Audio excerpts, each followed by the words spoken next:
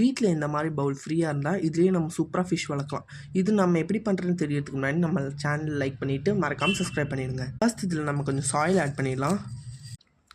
இதை ஆட் பண்ணதுக்கப்புறம் இந்த மாதிரி ஒரு கப் எடுத்துக்கலாம். இந்த மாதிரி கப் வந்து நம்ம வந்து அக்வாரியம் பிளான்ஸ் வாங்குவோம்னு கிடைக்கும்.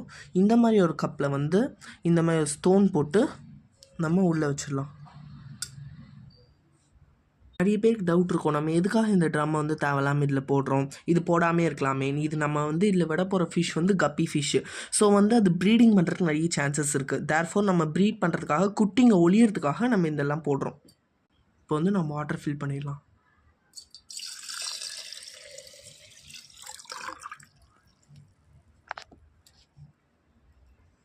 அவ்வளோதான், நம்ம ஃபிஷ் ரொம்ப ஜாலியாக இருக்காங்க.